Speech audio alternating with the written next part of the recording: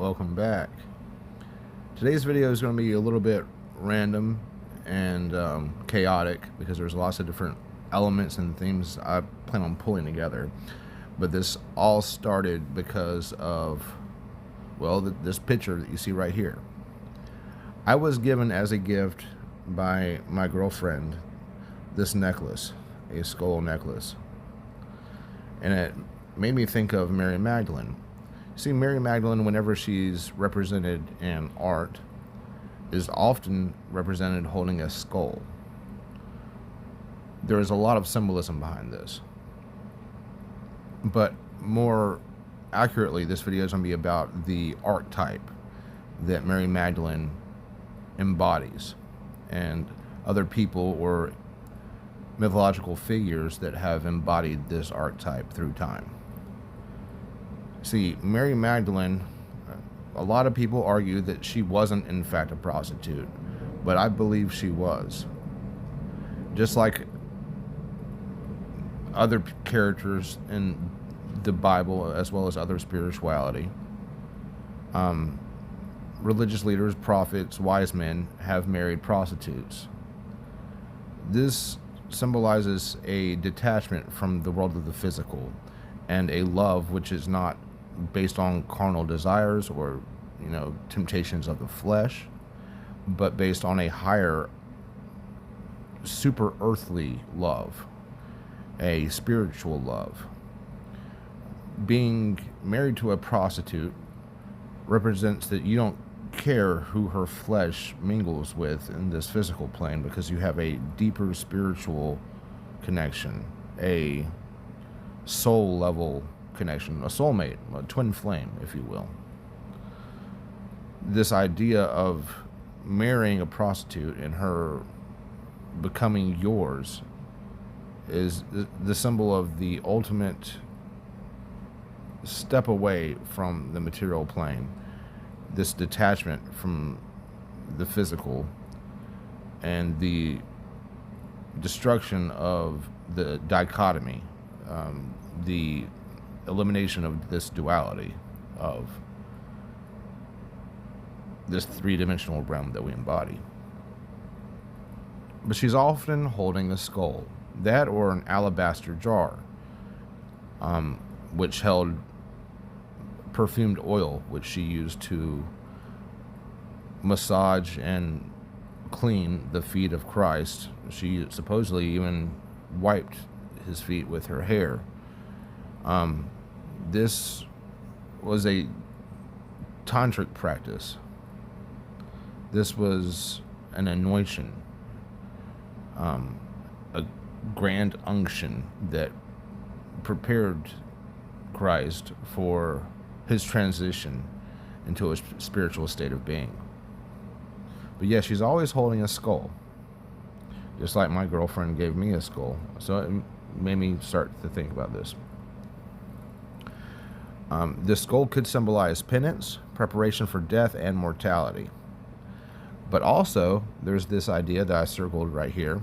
The skull can also represent the 30 years that Mary spent in the desert. I believe that these 30 years they're talking about were actually spent in a cave in France, where she wrote down her gospel and copied text to preserve the knowledge that was accumulated during the life of Christ and John the Baptist and Simon Magus and etc., etc.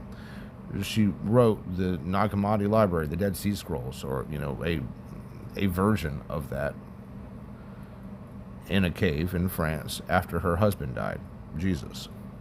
She went across the Mediterranean Sea on a boat and took with her daughter, Jesus' daughter, Black Sarah. This is something that is disputed, but I believe it to be true. Sometimes she's also not just holding the jar or the skull, but a red egg, which is a symbol of resurrection or rebirth. These 7 demons that Jesus casted out of Mary Magdalene were actually the 7 negative emotions that hold you back or block your energetic access to different chakra pools of energy. Um, anything from guilt to lies to fear can clog chakras and make it so you aren't a completely realized spiritual entity, as far as your awareness, your mind is concerned. Alabastron perfumed oil. And that's got me thinking about other characters like Mary Magdalene, who I believe was a prostitute that married Jesus, and it had, deeply profound esoteric symbolism behind it. Well, here's some similarities between Mary Magdalene and Inanna. Mary Magdalene mourns the death of the God she loves and celebrates his resurrection. She's called the Apostle of the Apostles and the first witness of Jesus' resurrection, where she talked to an angel, just like his mother talked to an angel, presumably Michael or Gabriel. Similar to Mary Magdalene, Inanna mourns the death of her beloved, who ends up becoming basically a gender-swapped version of Persephone. In some tellings of Mesopotamian mythology. Inanna is also a very sexually powerful high priestess type character, just like Mary Magdalene is. The Virgin Mary would be someone more like the Empress. You see that there are dualities in tarot. You have the magician and the high priestess. They represent, secret hidden magic is the high priestess, and then the magic is in the mundane of the magician. But also you have this duality between the high priestess and the empress, that two sides of the same coin of the divine feminine. And Mary Magdalene represents the high priestess side, the hidden information locked behind the veil, the goddess of deep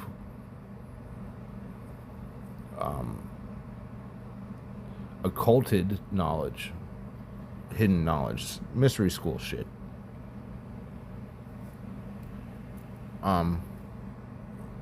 There are more similarities between Mary and Inanna, but Inanna is a very high priestessy, sexually aware goddess of femininity and war, similar to Athena. So here we go. Tammuz and Inanna were a married couple, also known as Dumuzi. Tammuz is considered a shepherd deity, but also of young vegetation, just like Dionysus. In fact, the two characters, the two mythological beings, seemed to merge. And if you don't believe me, go back and watch my video on Magna Mater. So Inanna is the goddess of war, femininity, and fertility, and she's seen depicted naked most of the time, with symbols like a bundle of reeds or a gatepost representing her role in fertility. The bundle of reeds is important. Go back and watch my video called Reeds, Rods, and Rulers. The reed is so important in a spiritual, symbolic sense. So go back and watch that video. It's very important. But now is carrying a bundle of reeds. Tammuz is a god associated with health, abundance of sheep's milk, dates, and vegetation. And there's a reason he's seen as the god of an abundance of sheep's milk, and I'll explain that later. The couple's relationship was celebrated by two festivals: the marriage ceremony of Tammuz and Inanna, and the lamentation whenever Tammuz dies. See, whenever Inanna, Ishtar, gets back from the underworld after having basically won her freedom from Ereshkigal, sacrificing 7 pieces of clothing, which represent the 7 chakras, yet again as well, Just like Jesus cast out Mary Magdalene, Inanna had to open up her chakras by becoming her true self, her naked, unbridled self. Whenever she came back, in some versions of this myth, Tammuz was not mourning her death like her friends and family were. He was on the throne, taking over his role as the dominant king, and she was so frustrated with this that she actually sent him to hell in her place. Now, in other versions of the story, I guess why there is a ceremony of lamentation, he didn't betray her, he mourned her and just died, was killed by raiders. In one version of the myth, Tammuz was killed by raiders. See, after Inanna died, he was found sitting on her throne instead of mourning her, and was replaced by her in the underworld. So very much like Persephone, he spent half the year in hell, in the Mesopotamian version of the underworld, essentially Iraqi Tartarus, and the other half he spent on Earth. So Dumuzi, or Tammuz, all the same character. It's just Akkadian and Sumerian. Also Babylonian in there, but you know what I'm saying. They're the same story, two different words. Same person, two different names. The Canaanites refer to him as Adonis. Adonis from the Greek mythology. See, this is what links Tammuz to Dionysus, to Bacchus, to many different characters throughout mythology. Please go back and watch my Dionysus Magnimander video. It explains all of this and the connection. But Tammuz eventually becomes known as Dionysus, Bacchus, Sabozai. But Adon to the Canaanites. He's the Levantine god associated with agriculture and shepherds. This young vegetation, this blossoming from a seedling to a sapling. This is a Dionysian Adonis Tammuz transition. That's why a lot of times they're represented going to the underworld, just like a seed goes into the ground, goes into the underworld, and then grows out of it. And of course, Dionysus and Orpheus and Alice in Wonderland and Inanna, these are all underworld marching gods or characters. They have a catabasis, a journey to the underworld. Not all of them are successful at returning, but the ones that are I mean, even Hercules went to the underworld and came back. Dumuzi is listed as the antediluvian king of the city of Bab-Tibera and the king of Uruk. The Mesopotamian underworld is called Kur, Ikala, Kala, Kuku, Arali, Kaigul, or in Akkadian, Eretsetu. Actually saying these words out loud instead of reading them in my head, it makes me look quite stupid. Sorry. Blah blah blah. A transpositional version of life on Earth is the underworld. Oh, and this is the Mesopotamian idea of the underworld and how ghosts can only eat dust. They can, however, receive sustenance from liquids by pouring it out. If you pour out wine on your friend's grave, they believed a portion of that wine managed to find its way to your beloved friend or whoever passed away. So this is why we pour out 40s on people's graves. It's an ancient Sumerian tradition, believe it or not.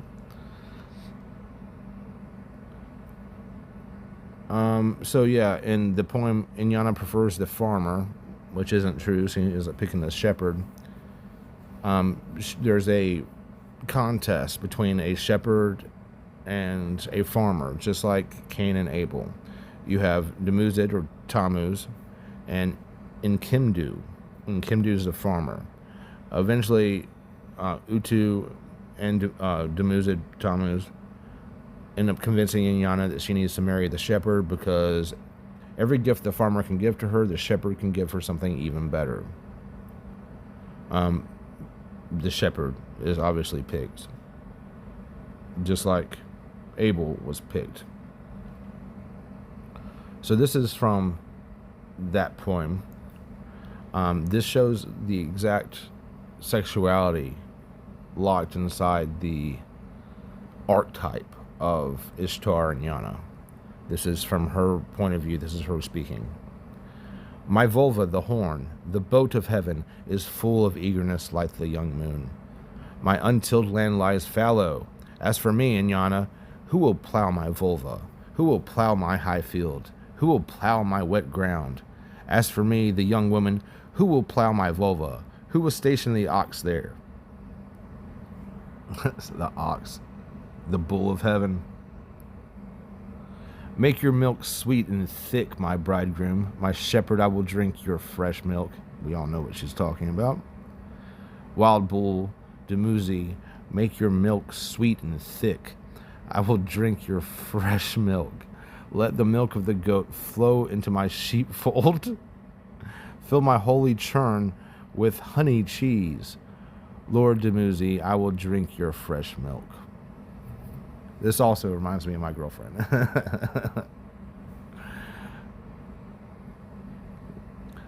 You see, there's this idea that I have, and I don't know if I believe this, but it has crossed my mind. What if Jesus was just a regular human being? Let's say that he actually did exist, and let's say that he was a real earthly man, a very smart man. And the idea was, since this is a universe of mind, since everything is mental according to the first Hermetic principle, in order for something to exist, you have to think it into existence. Every invention starts off as an idea, right? Well, let's say that Jesus had a plan working with his 12 magician's assistants. He would fake a bunch of miracles and then possibly fake his own death and convince a portion of the population that he was God, and then convince those people to go out and be evangelical and spread the word, spread the gospel. Maybe he was just a regular man, maybe a magician, and by magician I mean like sleight of hand, modern day magician, that convinced a lot of people that he was working miracles by passing out fish and bread in the crowd, with his disciples pulling loaves out from under their robes, switching a couple barrels of wine at the wedding at Cana. Let's just say that Jesus, as we know him today, was actually just a very clever magician. But he knew, since the universe is mental, that if one day enough people believe that he is God, his spirit will become a deity. All that spiritual prayer power gets condensed in and converts the regular human entity into a divine entity by just the power of belief alone. The mental focus of a bunch of people would make him a god, an apotheosis, where he would transform because enough people believed that he was, something that he didn't start off as. Maybe he became a god because enough people believed that he was God. Maybe the whole idea was to cause this to happen, to fake a lot of miracles, to fake his death, so that one day his spirit could become a deity. It's a possibility. I mean, it's something I've thought about. Like I said, I don't necessarily believe in this. This is something I've thought about. But as a coincidence, look at how many different Jewish magicians there have been. David Copperfield was fucking Jewish. Obviously, Harry Houdini was Jewish, but I had no idea that Copperfield was Jewish. David Blaine is Jewish? Are you kidding me? It's crazy. I had no idea. There seem to be a lot of Jewish magicians, good at sleight of hand and tricking people. Let's say that his miracles were actually this. People planted in crowds that he could heal. Is this a possibility? It's something I've thought about. And it could have happened that way. Who knows? Who knows? I personally think that someone can be granted powers, if you want to call them that, whenever they start to reach the high levels of spiritual initiation. When they're on the 7th and 8th floor of the 10-story building, which is spiritual growth, things start happening. I notice myself that synchronicities occur way more often. I see signs almost everywhere. That's a pretty low-level spiritual power, if you want to call it that. But I believe that men and women can work miracles whenever they're in a nirvana state. Whenever they're done with samsara and they're just hanging around, the Buddha, who still interacts with the public, for instance, I believe that they can actually work miracles because everything's mind, everything's mental, everything's a holographic illusion. We're creating the space that we exist in through thought alone. This doesn't mean that we're in a simulation, but it does in fact mean the universe as it exists from this point of view is a binary universe of three-dimensional space where we exist perceiving duality around us. And in order to see from a higher point of view, from fourth dimensional space-time, you have to change your perspective, because you already exist in these other higher densities. You're just not aware of them consciously. Well, whenever you become consciously aware, the whole picture, the cube changes to the hypercube. So, who knows? Maybe he was just a magician. But there's another guy who's a magician that also married a prostitute, and I will show you that momentarily. This is Simon Magus and Helen. Helen, if you can believe it or not, was a former prostitute. So you have two people living at the same point in time who are both spiritual leaders. And if you haven't read Simon Magus's book, I highly suggest you read it. It's one of the most important Gnostic scriptures, I believe, even though it's not exactly Gnostic. He's a wonderful character. Simon Magus, also known as Simon the Magician, Simon the Sorcerer. His wife, Helen, a former prostitute, living at the same time as Christ. This is not a coincidence, my friends. This is about the transition from high priestess to empress, from woman who loves sex to woman who loves being a mother, from a temptress to a wife. In the book of Revelations, this is seen as the bride of Christ being the former whore of Babylon. The whore of Babylon transforms herself into the bride of Christ, just like Mary Magdalene, a prostitute, transformed herself into being the bride of Christ, or Helen, the bride of a Christ-like figure, Simon Magus, who my name is, I think, based on this Simon. There are also other characters in history that have married women who were prostitutes, and I will go over them. Spiritual leaders. Hosea married Gomer. And guess what? Gomer was a prostitute. And she was very regularly with other men. And some believe that like she had 2 sons and a daughter from Hosea. People believe that many of those, or a couple of those children, at least one of those children, isn't actually his real child because she was that amorous. And God told Hosea to marry this prostitute. There is a reason for this. It's the transformation from whore to holy. This removing the 7 demons of Mary Magdalene was just opening up her 7 chakras, making her an equal, because he already had mastered his 7 chakras. This is what I personally tend to believe, but there's a possibility that Jesus never existed. There's a possibility that it was all a lie, or that he was a fucking, a stage act magician. I'm not sure. I choose to believe that he was a being who became enlightened like the Buddha. And I do believe that he married a prostitute. And I believe that he had a child by her, known as Sarah the Egyptian, or Black Sarah, or the Black Madonna. She's a very interesting character, by the way, the daughter of Christ. But Mary fled to Europe. I mean, they even have a cave in France that they believe that she lived in. Like, this is legend. This is where the Cathars were born. This is where Gnosticism started to take root in our culture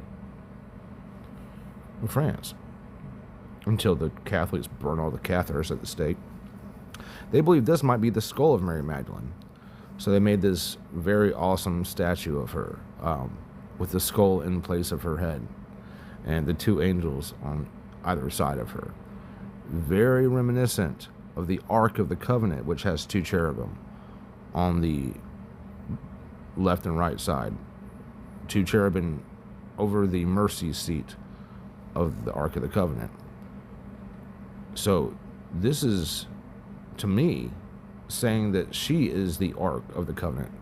The Ark of the Covenant was where the staff of Moses and the tablets broken by Moses are kept, where the repository of information is kept. Mary Magdalene is where the repository of Jesus' knowledge was kept, both in the form of scrolls and texts that she dedicated her whole life to writing, which very little of it remains. And there are some gospels believed to be written by her that have been referenced but never found. Since she is the Ark of Jesus' knowledge, the Ark of the Covenant, this is a good symbol match.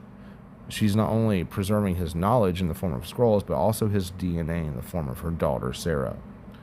The DNA of Christ still exists, and there are people alive today that have within them the genetic memory of the Christ. This is a connection to reincarnation. I believe that DNA plays a role in this. But this is supposedly her skull. And it's really pretty, I think. The fact that it's 2 angels holding her aloft, it's definitely a symbol for the preservation of knowledge. This is another image of Mary Magdalene with a skull. And you might be asking yourself, what's up with the skull? Does it really just represent death? Maybe rebirth? Because she's always holding a skull. A lot of times she has a lamp next to her as well, and she's looking into the fire.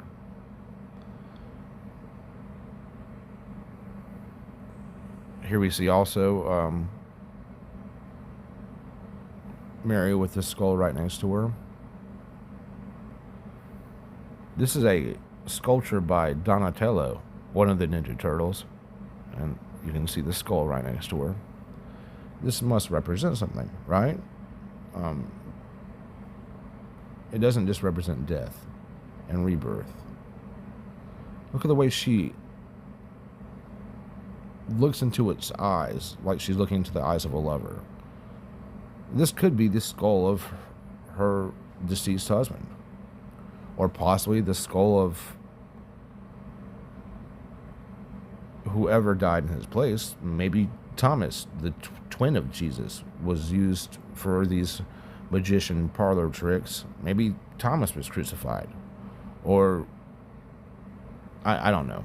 I'm just hypothesizing. I have no fucking clue. So the idea that Sarah was the daughter of Jesus and Mary Magdalene is a popular but unproven theory. It's called the Golden Legend. Sarah is also known as Sarah la Kali. Kali, the black goddess in Hindu.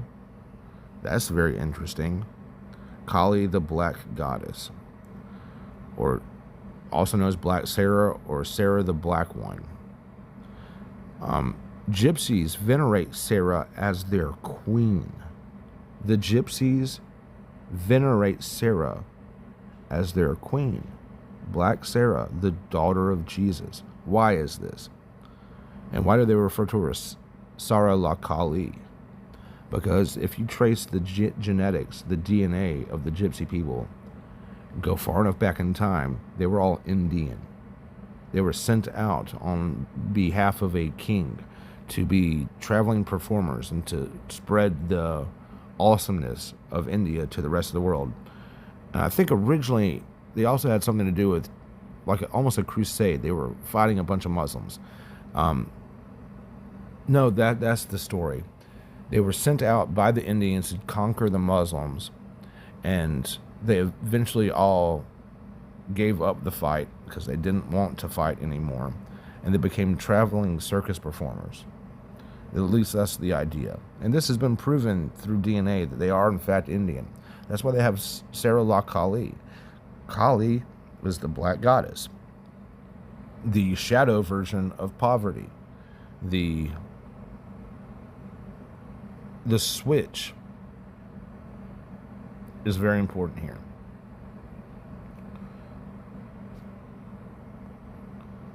Okay. In France, the Black Madonna is venerated as Saintesse Maries de la Mer. Why Mer? Because she comes from the Mediterranean. She comes from the sea. She arrived on a boat with her mother, Black Sarah. There's even a tarot card that is representing Mary and Sarah traveling from the Levant to Europe. The Black Madonna may have originated from pagan icons. It was also a popular symbol with the Cathars and the Templars. Why the Cathars? Because they were in France. They started in France. She was at France. She started this movement. She is the real mother of the true Gnostic faith that has been destroyed by the Catholic Church, who is a bastardized version of the real truth locked inside the words of Christ. She also may represent an ancient earth goddess that was converted to Christianity. This is Alice. You see, all women hold within themselves a piece, an aspect of Alice. All women hold within themselves a portion of the divine feminine. And Alice expresses herself through women in your life. That's why women are so important to me. They're all little bits of Alice. Yeah, this is about the bride of the Lamb and the whore of Babylon. You can pause and read it if you want to. But the wedding feast, the bridegroom, just like in that poem where Inanna is talking, she refers to Tammuz as her bridegroom. The ceremony of from whore to holy person, the transitional process starts in the bridal chamber. And it has a lot to do with the Jewish wedding ceremony, which is also referenced in the New Testament. The wedding ceremony and then the wedding feast after the bridal chamber are the three most important aspects of the book of Revelation that represent a transformation from Lilith to Eve.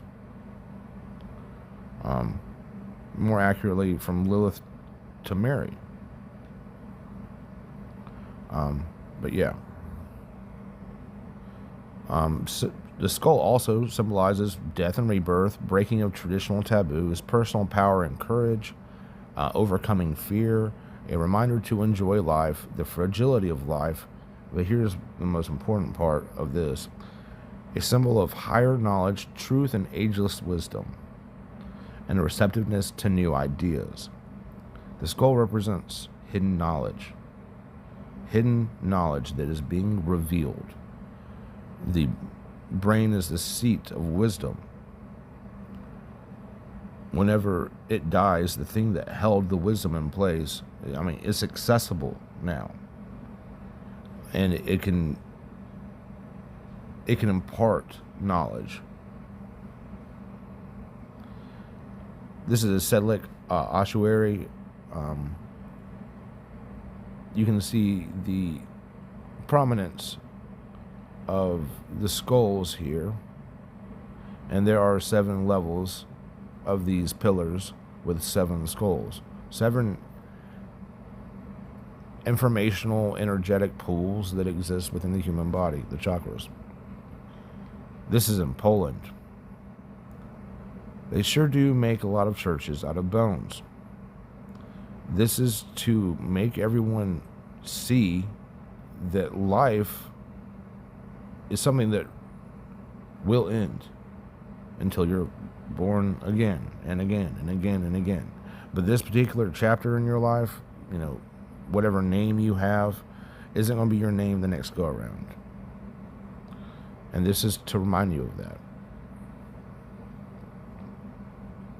Here we go. The skull symbolizes the transience and decay of the physical body and impermanence. The seat of gnosis, or knowledge. In the Gnostic traditions, the skull might be seen as a symbol of the mind's potential for enlightenment. This reflects the belief that one must die to the illusions of this material world to achieve spiritual awakening or to recognize one's divine origin. This is what the skull represents. This is why she's holding the skull. She's tasked with preserving something that I believe was very important. The skull can symbolize the death of the old self, leading to rebirth or transformation into a more enlightened or spiritual state.